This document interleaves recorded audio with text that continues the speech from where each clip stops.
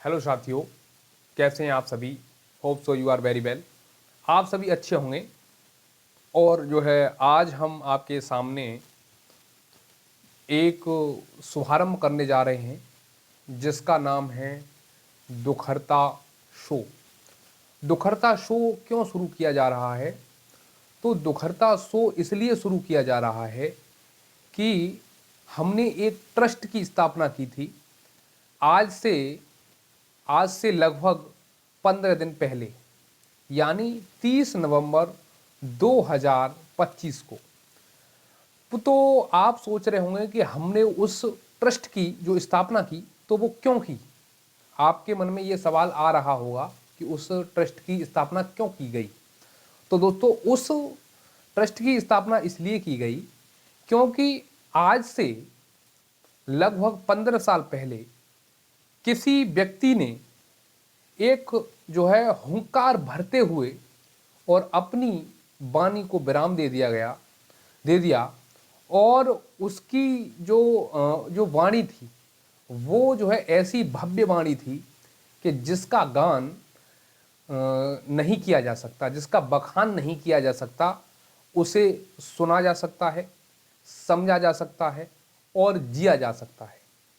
इसके अलावा जिस इंसान ने कभी अपने अपने हित के लिए अपना जीवन ना जिया हो, सिर्फ दूसरों के लिए ही अपना जीवन जिया हो, यानी परोपकार परमो धर्म, परोपकार परमो धर्म की जो व्याख्या है, इसको परिभाषित करने की कोशिश की हो और उस कोशिश में बहुत हद तक कामयाबी उनको मिली।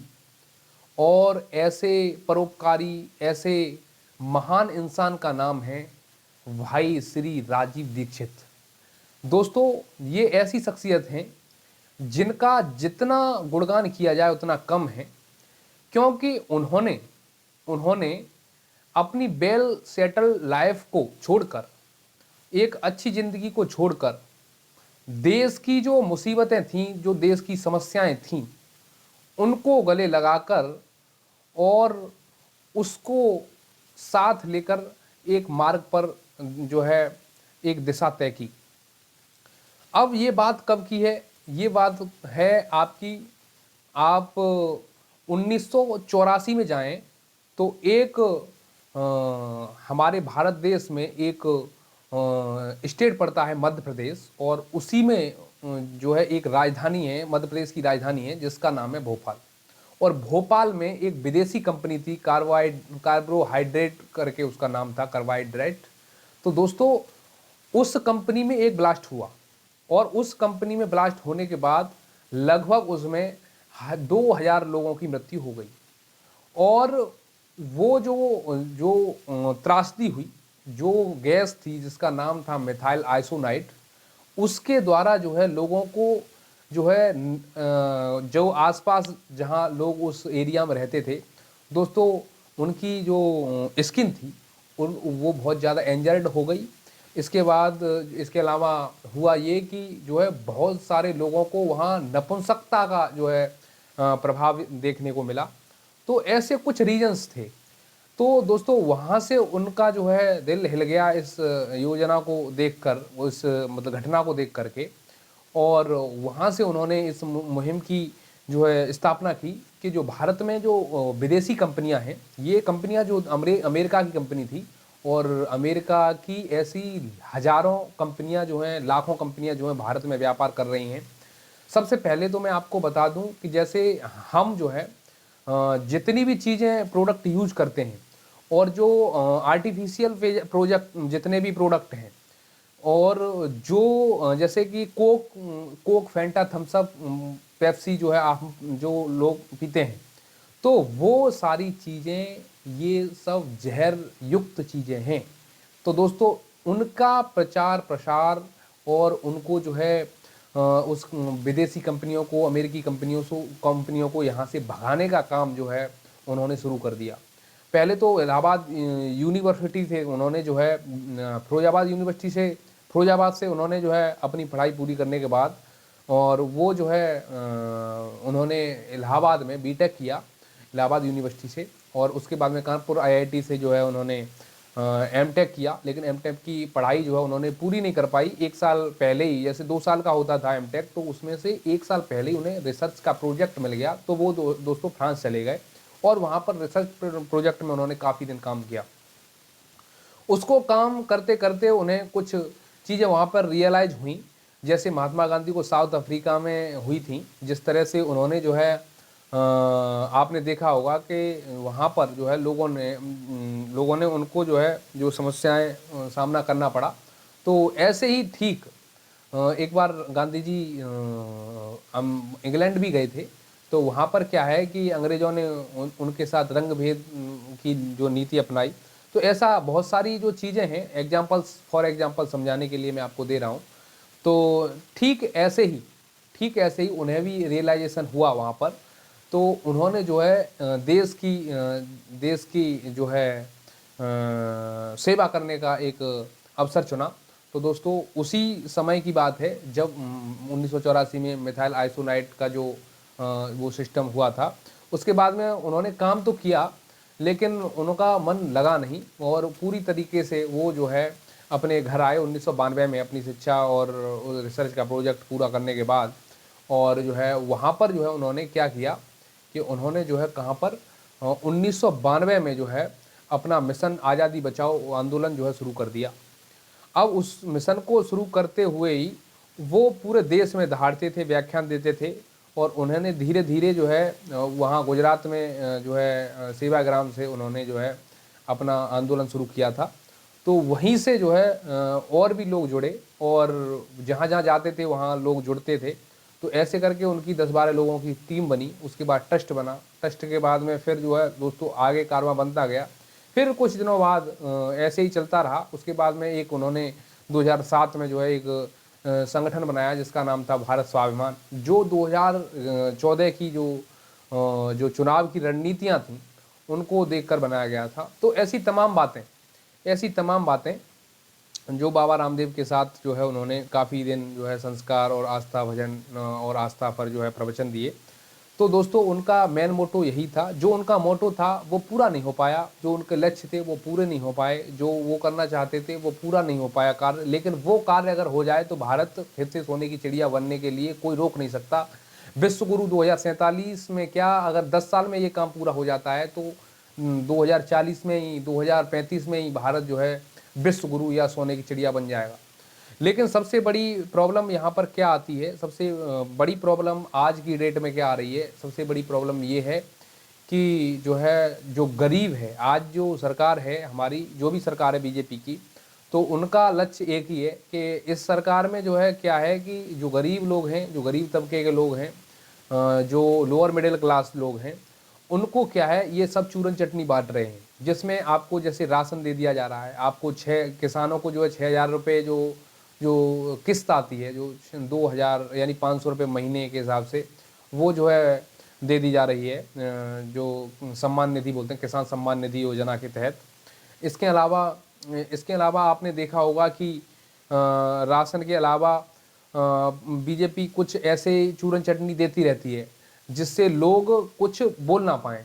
और सबसे बड़ी राजनीति का एक नियम होता है कि अगर तुम्हें ये पता है कि कहाँ पर क्या बोलना है, और आपको ये पता है कि किसको क्या चाहिए, और आपको ये पता है कि जो है किसको कैसे जो है किन चीज़ों को, यानी समय का फ़ायदा उठाना एक तरीके से, वो अगर तुम पे आता है तो इस देश पर जो है राज करने से कोई आपको नहीं रोक सकता। ये जो है पॉलिटिक्स का, मैं भी हालांकि अभी जो है राजनीति और इसमें काफ़ी दिन मैंने अध्ययन किया है। इसके अलावा अब जो मैं जो है इकोनॉमिक यानी पॉलिटिकल इकोनॉमिक जो स्वदेशी रिसर्च जो हैं, जो पॉलिसी हैं, जो पॉलिटिकल इकोनॉमिक पॉलिसी जो हैं उन पर मैं रिसर्च कर रहा हूँ। उसके बाद में स्वदेशी और आयुर्वेद पर भी मैं पेटेंट जो है तैयार कुछ कर रहा हूँ। तो दोस्तों मैं कहने का मतलब मेरा ये है कि इस दुखहर्ता शो में आपको बहुत सारी चीज़ें देखने को मिलेंगी। अगर आप इस पूरे शो को देखते हैं तो आपको एक चीज़ रियलाइज़ होगी कि हमें जो है जीवन में चाहिए क्या। सबसे बड़ी बात क्या है कि आज की डेट में भारत की समस्याएं क्या हैं। प्रमुख समस्याएं ये हैं कि लोग जो है अपने संस्कार को भूलकर और वेस्टर्न कल्चर को अपना फॉलो कर रहे हैं, जिससे जो है हमारे संस्कारों को दूषित किया जा रहा है।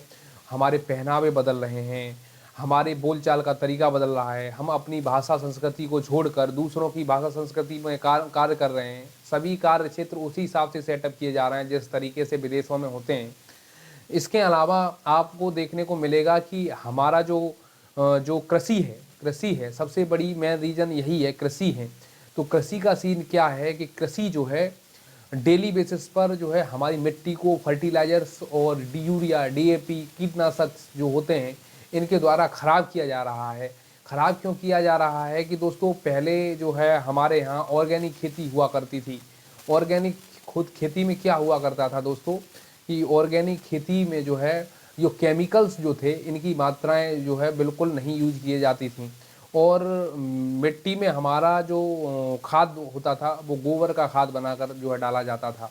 इसके अलावा हमारा जो सच्चा मित्र जो किसान का कहा जाता था जिसका नाम था केंचुआ, जो केंचुआ का कार्य क्या होता है, केंचुआ जो है मिट्टी को पोली करता है और पोली करने से मिट्टी खुशक बनी रहती है, और खुशक मिट्टी जब रहती है तो मिट्टी में नमी रहती है, और मिट्टी में जब नमी रहेगी तो दोस्तों जब बारिश का पानी रहेगा, जब बारिश का पानी भरा रहेगा खेत में, तो जब बारिश होगी और बारिश का पानी जो है उन छिद्रों में जाएगा तो वो जो है ज़मीन की वाटर लेवल को अप करता है, यानी ऊपर लाता है। दोस्तों ऐसी तमाम जो है चीज़ें आपको देखने को मिलेगी। और दूसरी बात जो हाइब्रिड, अब उसमें क्या किया है, अब टेक्नोलॉजी और आगे बढ़ी तो इन्होंने जो है हाइब्रिड बीज जो है तैयार किए हैं। जैसे कि हर प्रजाति की आपको एक, जैसे बैंगन है, बैंगन की एक बैंगन मिलेगा आपको देसी बैंगन, उसका बाद दूसरा बैंगन जो हाइब्रिड वाला जो बीटी बैंगन बोलते हैं, अगर आप उसको देखेंगे तो उसकी मात्रा में देसी बैंगन की मात्रा में और जो बीटी बैंगन होता है वो काफ़ी बड़ा होता है। लेकिन एनर्जेटिक बैंगन की अगर हम बात की जाए तो आपको देखने को मिलेगा कि जो देसी बैंगन है उसमें बहुत सारी केमिकल्स, ऊर्जा और विटामिन, प्रोटीन्स होती हैं, उसकी जो है अपेक्षा उसमें ज़्यादा होती हैं। इसके अलावा आप अमरूद देख सकते हैं, जो गुआवा होता है वो भी जो है हाइब्रिड गुआवा अलग आता है, देसी गुआवा अलग आता है, आपने देखा होगा। इसके अलावा आप देख सकते हैं कि ऐसी तमाम जो है फसलें जो हैं उनके जो टेक्नोलॉजी से या फिर उनकी कलम करके उनको जो है ख़राब किया जा रहा है।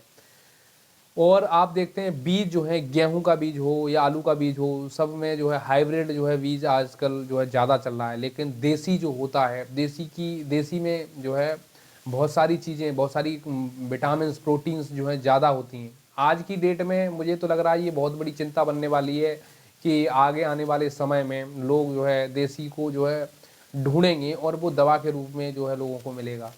तो क्योंकि अब किसान भी क्या कर रहा है कि बड़े किसान खेती कर रहे हैं, छोटे किसान खेती छोड़ रहे हैं, क्योंकि उसमें उतना लाभ रहा नहीं है, क्योंकि सूक्ष्म उद्योग सरकार ने बिल्कुल ख़त्म कर दिए हैं, क्योंकि सूक्ष्म उद्योग है नहीं।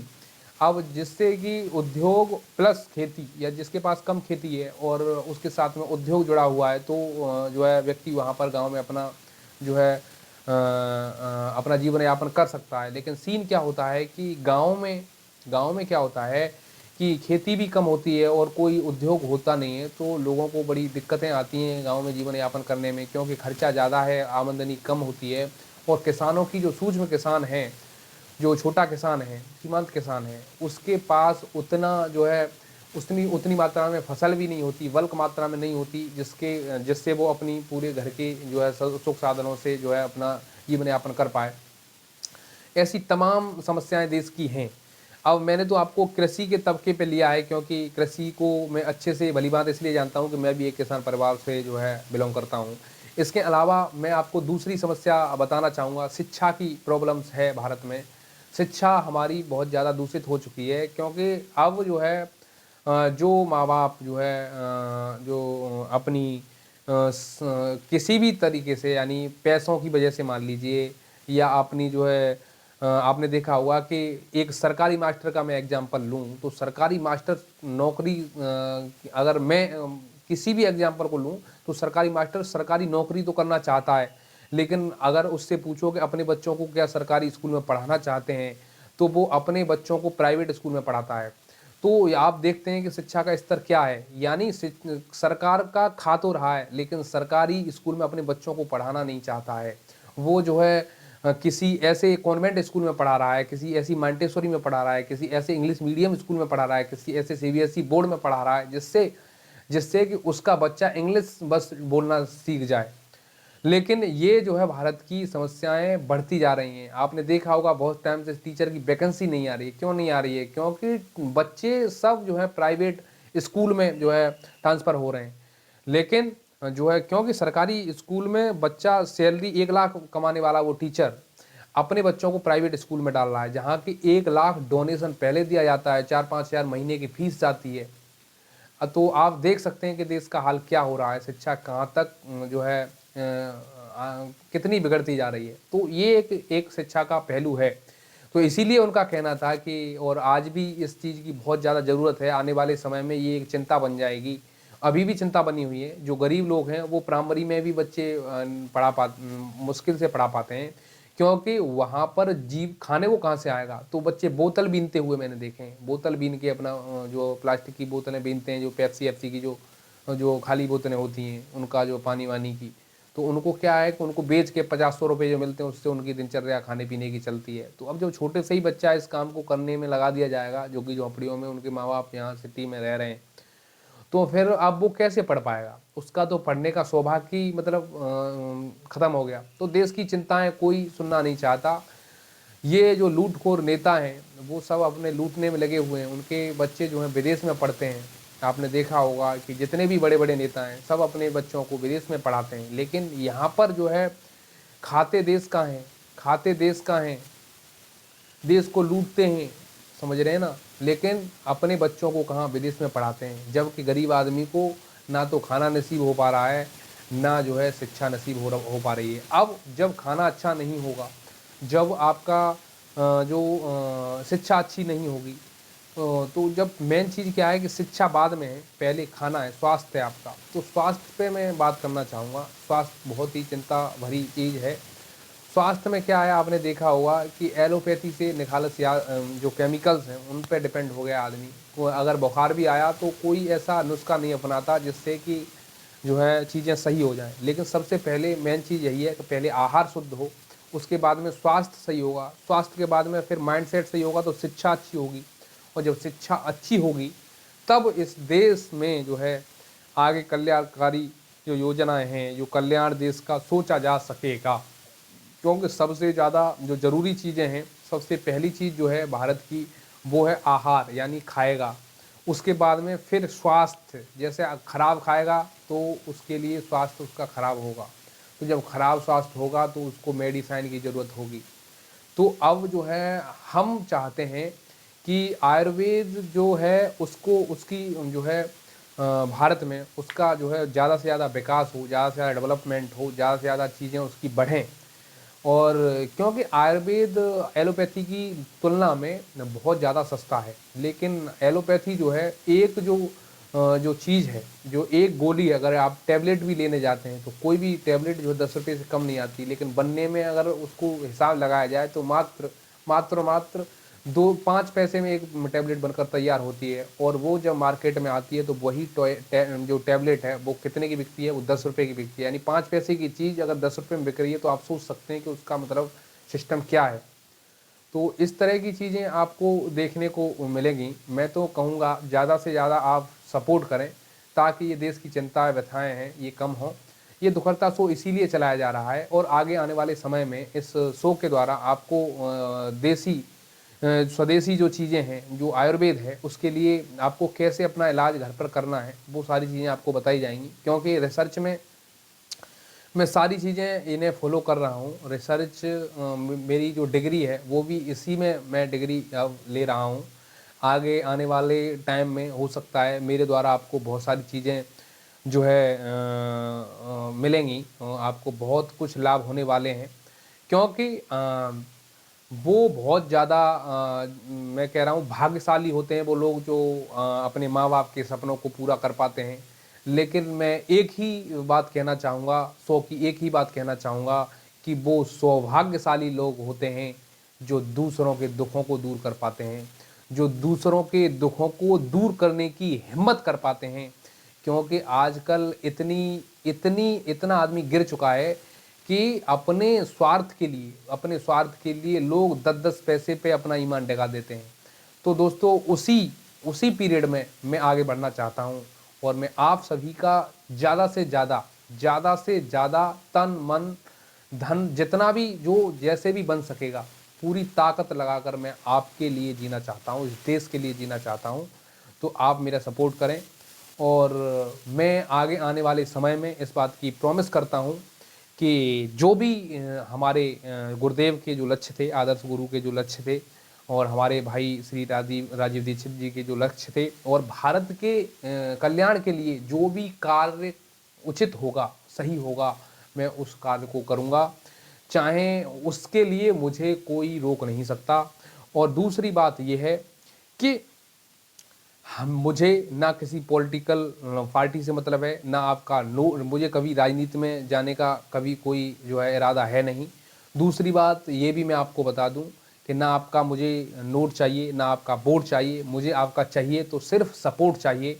और अगर आप सपोर्ट करते हैं तो इस बात की गारंटी है कि आने वाले समय में मैं जो है आपकी जो प्रॉब्लम्स हैं, जो आपकी जो समस्याएं हैं, वो मेरी समस्याएं होंगी और मुझे पता है कि मैं उनसे अच्छे से निपट पाऊंगा। क्योंकि हर चीन में क्या होता है, मैं चाइना का एग्जांपल देता हूँ। चाइना में क्या होता है कि सबसे पहले जो नागरिक होता है वहाँ का, तो वहाँ के लिए वहाँ पर जो है चाइना बहुत सारी चीज़ें कभी किसी के साथ शेयर नहीं करता। बहुत ही जो है एक तरीके से कहें कि तो बहुत ही अपने अंदर से जो चालू देश होता है, अपनी जो सीक्रेसी को किसी को बताता नहीं है, ऐसा देश है चाइना। तो दोस्तों वहाँ पर क्या होता है कि 6 मंथ की ट्रेनिंग दी जाती है सभी नागरिकों को, 6 मंथ का कंपलसरी ट्रेनिंग है। तो उसमें होता क्या है, उसमें क्या है दोस्तों, अपनी प्रोटेक्शन, अपनी जो है किसी देश से अगर आपका युद्ध छिड़ जाता है, उस तरीके की चीज़ें उनको सिखाई जाती हैं कि कैसे डिफेंड करना है। उसके बाद में उनको ये भी सिखाया जाता है कि कैसे आपको स्वस्थ रहना है। तो आपने देखा होगा कभी चाइना का जो सिस्टम जो सिटीजन्स होते हैं, चाइना के जो सिटीजन्स होते हैं, वो कभी तुमने इधर उधर भटकते हुए नहीं देखे होंगे। तो मतलब आपने देखा होगा हम भी जब आज़ाद हुए थे तभी चाइना आज़ाद हुआ था, लेकिन चाइना आज हमसे बहुत आगे है। तब आप कहते थे कि जो है चाइना की जो है हमसे ज़्यादा पॉपुलेशन है, लेकिन आज भारत की सबसे बड़ी पॉपुलेशन है, दुनिया की सबसे बड़ी पॉपुलेशन वाला देश है। तो दोस्तों लेकिन पॉपुलेशन के हिसाब से क्या हो रहा है कि जनसंख्या ज़्यादा है लेकिन इकोनॉमी भारत की चौथे नंबर की, 5वें नंबर की है। तो डेफिनेटली इसमें ग्रोथ हो सकती है, लेकिन अभी जो वर्तमान हालिया सरकार है, ये जो है गरीबों का पैसा अमीरों के पास पहुंचाने में कोई कसर नहीं कर रही है और ये जो है गरीबों के लिए बहुत बड़ा संकट है। मैं तो कहना चाहूँगा कि आप सभी सपोर्ट करें। देश का 5% जो देश का 95% जो पैसा है वो देश के 5% लोगों के पास है।